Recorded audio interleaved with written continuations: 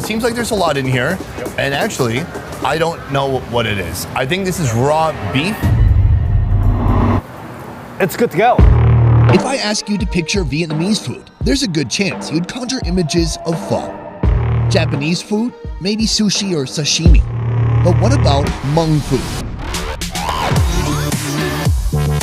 The Hmong people are spread throughout southern China, Vietnam, Laos, and here in the USA. I'm curious, when you first moved to the USA, were you able to get ingredients like fish sauce or even just a hot chili? These people without a nation have their own culture, language, and food. Oh, this looks great. Food you've never seen before until today. What do you do at this point usually? You just slurp it in? Yeah, you do whatever you need to do. You know?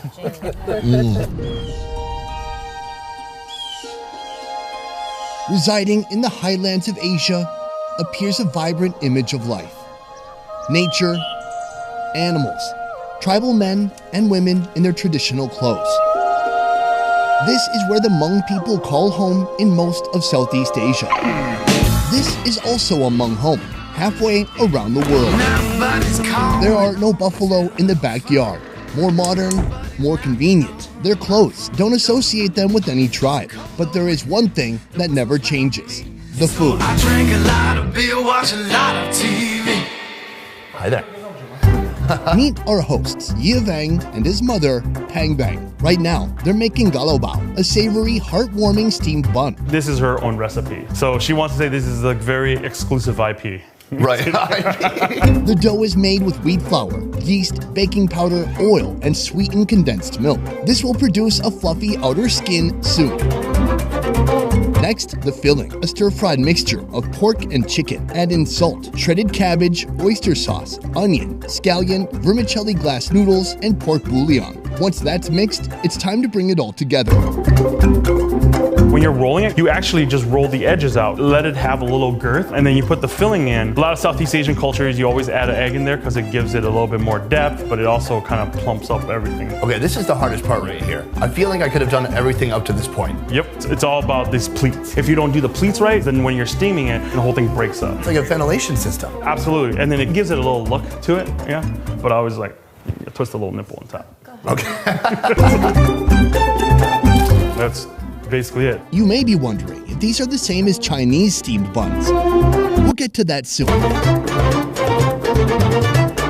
So I want to back up a little bit. Yeah. Both your parents are from Laos originally. Yep, the hills of Laos. But my parents, they met in '78 in Thailand, and they got married, and then I was born in Thailand in '84. 84? Are we the same age? Yeah. Dude, what am I doing in my You life? have a great beard. No, stop. No, man. come on. You're like traveling the world, man. What am I doing in my life? With a piece of light. Ye Vang is a first-generation Hmong American. He's a chef and founder of Union Hmong Kitchen, a pop-up restaurant experience that introduces Hmong flavors to American palates. You look at the word Hmong, it translates to the word free, or people of the free. So for something to be Hmong is for Hmong people to make it. What kind of Hmong food does she think you're really good at cooking? Mắm lẩu chả chọn cay chiên. Kind of like the grilled pork and sticky rice. But it's like, that's pretty basic though. It's like, you can't mess that up. Okay. You know, so. With 15 years of experience in the restaurant industry and his whole life dedicated to Hmong food, today he's taking us on a journey, seeking an answer to the question, what is Hmong food? Starting with this. Oh, they're gorgeous. I love the homemade feeling. It's like they don't have that factory uniformity to it. You see like each one's unique. Just like how we're all made. Yeah. Oh, this looks awesome. You start from the center because that's where all the meats are. That's good. This texture is the best texture I've ever had in a steamed bun. Yeah. It just has a great texture to chew on. It's so soft. Can you try some of that? Yeah. Let me try some of this hot sauce. Mom always says Hmong food is about balance. So something's never really too hot, too sweet, too savory. Absolutely. Even the meat's a little bit heavy, but the bun's a little bit more sweet and light. Oh, that's so nice. She'll give you something to take home too. Yes. Thank you. I'm so fascinated by your food here. I'm curious, were you able to get ingredients? Because I've lived in Asia for so long now. I went to the local like big grocery store and I couldn't find any of the stuff that I might cook with now, like fish sauce or even just a hot chilies. I couldn't find that. So how hard was it to find food when you first came here? For thousands of years, the Hmong mainly inhabited parts of southern China. But when conflict arose during the Qing dynasty, they were forced out, retreating to the highlands of China, Vietnam, and Laos, where most people would starve. They flourished, learning new ways to work with the land, adapting their culinary traditions, ingredients, and cooking techniques. This may be why Pang's version of a steamed bun looks similar to the Chinese steamed bun. When they first came to America here, you would just go to a regular grocery store and whatever American product they had, she said that we just had to take it and figure out how to use it. And it's just at first, they didn't like the taste, didn't like the flavor, but they just worked with it. And then eventually, they started gardening and growing their own produce. How would you get seeds though? I mean, if they didn't have that produce here. From Laos and Thailand. They would either bring it with them or they would have families ship it over. That's great. And this is so interesting to me of the Hmong philosophy is that first year of the crop, majority of it is you're growing it for seed. You're not actually growing for consumption. And that's so cultivated into our cultural DNA. Right, because that takes a lot of foresight. Absolutely, but then it's more like one generation has to sacrifice itself so the next could grow. And that's like the essence of what being Hmong means to me. Today, the Hmong migration to Minnesota has enriched the state's culinary palate with a variety of unique produce, herbs, and vegetables you can't find at a Whole Foods.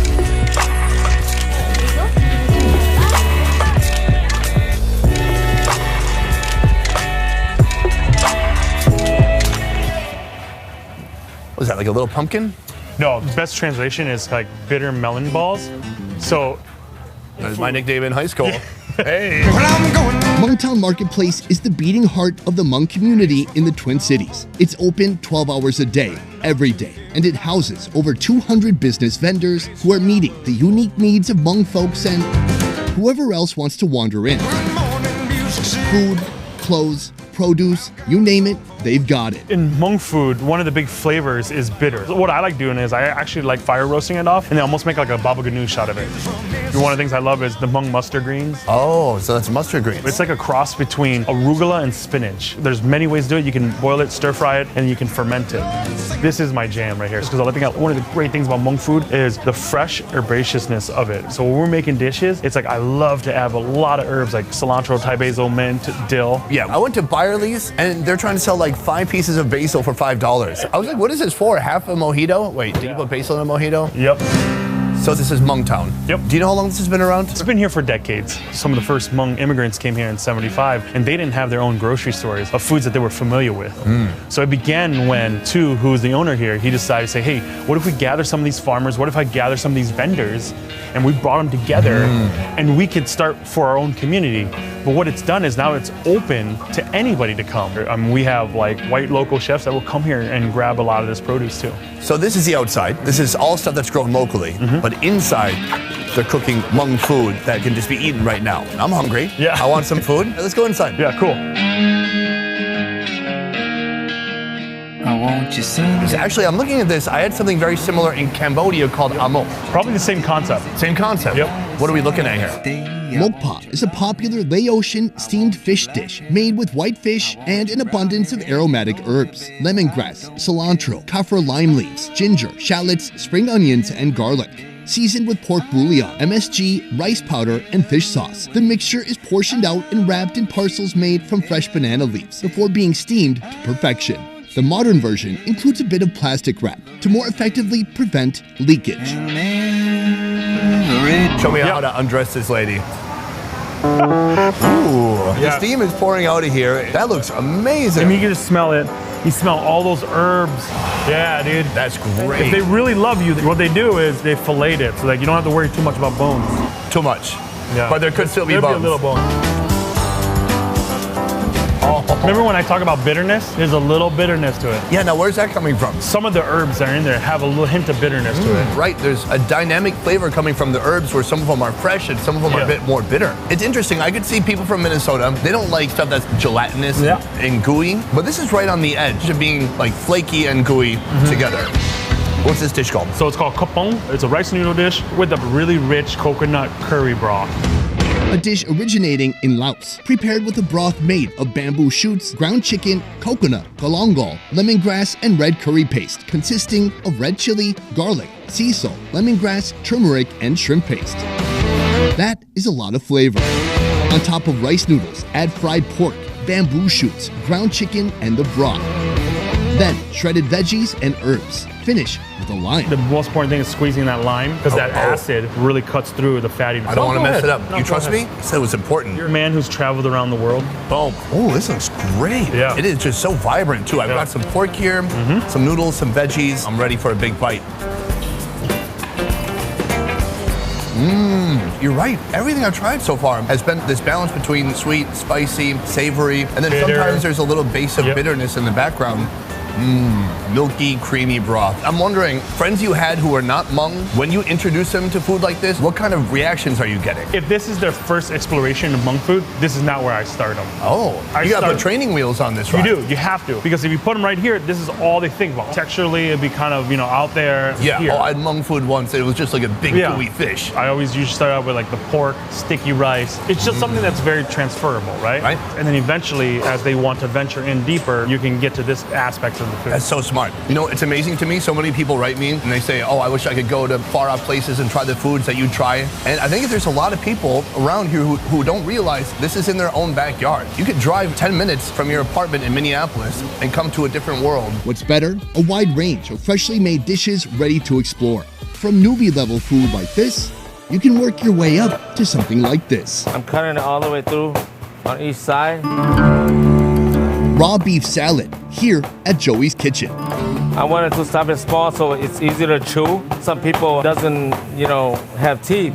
This dish is called lab, a sort of salad made from finely chopped raw beef mixed with poached beef tripe, lemongrass, red chilies, toasted rice powder, and a lot of aromatic herbs like Thai basil, mint, and cilantro. Make sure it goes thoroughly. Plate garnished with even more red chilies, and that's still not it. Put this on top of an assortment of purple sticky rice, grilled pork ribs, and Hmong pork sausage. What's even more remarkable is the man sitting across from me, the founder of this Hmong town, Mr. Dua Shong. And there it is. It seems like there's a lot in here. Where should we start? Grab the sticky rice. Use your finger. Oh, we're just going straight into the raw beef. I thought we would start with like a sausage. So the finger here, scoop it up. Yep, go ahead. There we go. It's almost like a little taco, almost, Yeah, go ahead. It's exactly like a little taco. Yeah. That's a good sell. As soon as I took a bite, I was like, I know what's missing.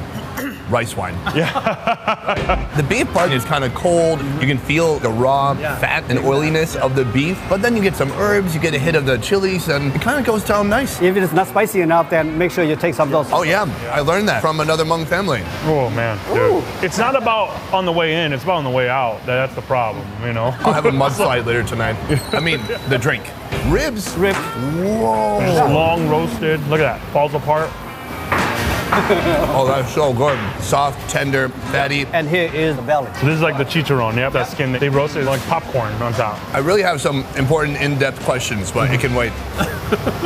Now, I want to talk about how this place came to be. In 2004, I came to this thing really fresh. A younger boy just had big dreams of building a Hmong town for the Hmong people because we moved too much.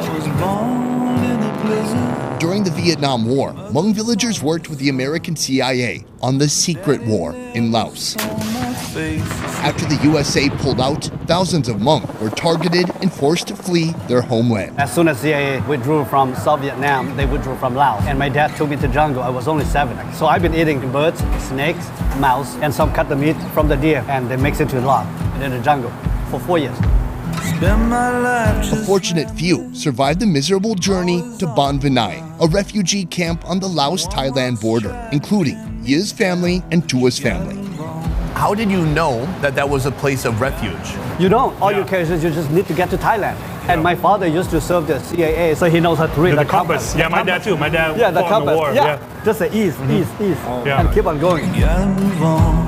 The Hmong were political refugees legally admitted to the United States. They resettled with the help of several church organizations. Today, there are 200,000 Hmong who call the USA home. When we first got here, we have to learn A, B, C, D, and E. We have to learn the system, learn how to ride a bus, and how to use American dollars. It's like everything. Yeah. I got through my education, and I look back and I see a lot of people are still not quite there in terms of English language or jobs or career-wise. So therefore, I created this thing for the people that can work here with their own language, make the money, and send their kids to school, so that our next generation will no longer facing hardship. And this is going to be our last country, America. Each generation has a mission. If Dua's generation was meant to survive and rebuild, then for Yia, the mission must be to maintain, carrying forth Hmong traditions into the future.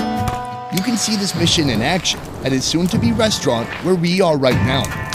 With a piece in my hand and bloodshot eyes. There's fourth element has to be on the table to be considered Hmong food. You have your rice, you have your protein, you have your vegetable, and then you have your guotzao, which is your hot sauce. Yia Vang honors Hmong cooking with a dining concept called the Vinai Feast, named after the refugee camp where he was born. We're just taking the spine bone back off. The Vinai Feast is a communal gathering that represents bountifulness, a shared feast of foods bursting with flavor. All this is cooked over an open flame. First, the veggies hit the grill: cabbage, long beans, yu choy, mushrooms, and radicchio. We have our mushrooms in the back. We have our radicchio here. This radicchio is almost, it looks like a small red cabbage. Next, the protein: shrimpies, seasoned with salt, pepper, and hill tribe seasoning. A mix of smoked paprika, garlic, and cumin. Here's the chicken. What I always do is I just put that flesh side down first. The most important thing when you're cooking with fire is you want to cook with ember, and you don't want to really cook with the flame. For me, that's how my father taught me how to cook. So the next thing we have is tri-tip steaks. Just a little salt on it. We're gonna put it in the back here. Okay, so the next thing is we have this pork tenderloin. We call it hill tribe seasoning, so it's like a smoked paprika garlic seasoning.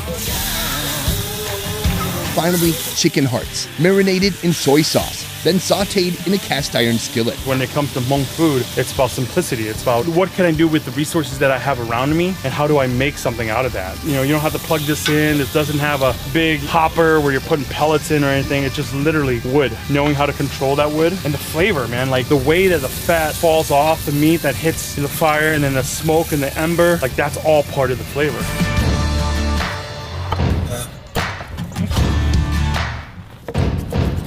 As we're setting this up, what I really want to do is I want to be intentional and think about how the way that people eat. So we don't want to just spread all the food around. We actually want to create clumps of the food. So notice how there's clumps of chickens here, clumps of steaks over here, clumps of the pork here. So it's a way of us challenging the way that people eat. If you want the chicken, you're going to actually have to communicate with somebody across the side to get you some. So what it does is it causes people to actually have a conversation. That's why we named this the Vinai Feast, which is having things together is more important than having whatever the things are.